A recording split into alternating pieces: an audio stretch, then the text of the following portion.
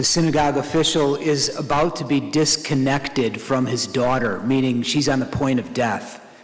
And there's something very visceral, of course. This man is at the point where he has no one else to reach out to. He falls on his knees and begs Jesus. The woman afflicted with hemorrhages, she's been disconnected for 12 years. We don't know her life story, but I'm going to assume that she's married and she has children.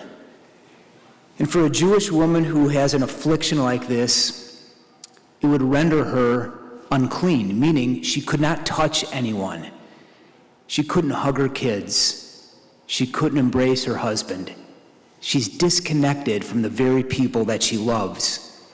And she's not getting better, she's actually getting worse. And the affliction is deep pain, psychological, spiritual, and actually physical too. There's a deep pain here.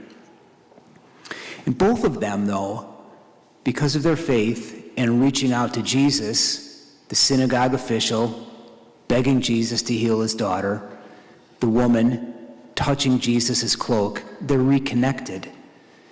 They're reconnected to the people that they love, but it is done through faith and in Jesus. It's the touch of Jesus and the face-to-face encounter, the words spoken to him, this reconnection. At first reading, we hear that God does not want the death of us, but for us to live. Death only entered the world through the envy of the devil, which really is to say that it disconnects us ultimately from one another. That's the original sin, this disconnection that has entered the world. And Jesus has come to reconnect everything, all of us to the Father and to one another. That's why we gather here. We're gathered here by Jesus to be reconnected, and ultimately we receive communion, which is the great connection. Think about this synagogue official after he heals and raises this daughter back to life. What this synagogue official, a religious man, he lives and works in the synagogue, from that point forward, what it's like for him as people come into the synagogue. They come through the front door and they're afflicted and in pain. And he remembers deeply that he was on the point of disconnection in the way now he treats other people. And Jesus himself, probably thinking and remembering the story that he heard from Mary, his mother, how she was on the point of being cast aside by Joseph, divorced quietly. She would have been disconnected from her whole family and friends, her whole livelihood. And Jesus remembering how she was treated by Joseph. And I'd just like to think that in a very human way, of course Jesus is God, but he's true man also, that he learns how through Mary's eyes and heart, she was reconnected through Joseph, the just one. And Jesus sees this woman with the hemorrhages who has faith in her. I heard about Jesus. It's the way he goes about living his life. And to think about that for us, the inside sometime, the bleed inside our heart, it might not be physical, but it could be emotional, psychological, spiritual, the longing that we have for something to be reconnected in our life. Whether it's a relationship, and maybe the relationship is ultimately with God. I wish I had this deeper connection with the Lord. And there it is. There's the spiritual bleed, so to speak. Or I wish I had this deeper connection with someone in my family. We've grown distant over the years. There it is, the psychological, the emotional bleed. And what do we do with that? If we see this woman here, it's quite beautiful. She has faith, the synagogue official has faith, and there's a boldness there in reaching out to Jesus.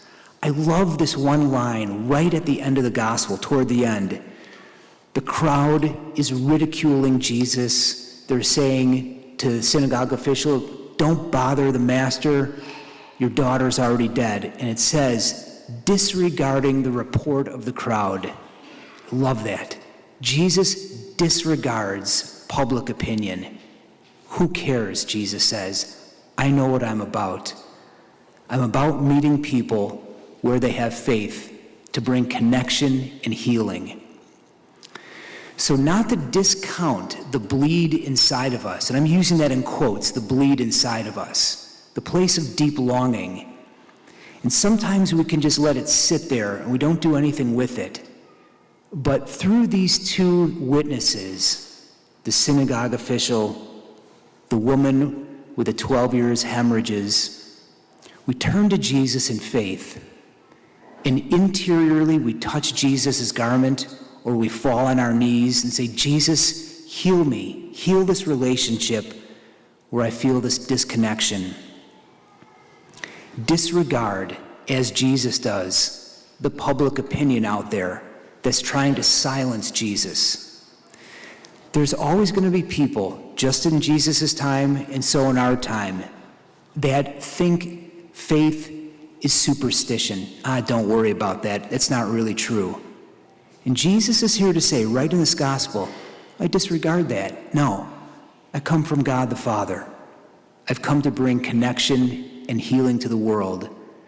Yes, death has entered the world, but that's why I have come, to bring people life, and that they may have it in abundance, as the second reading says.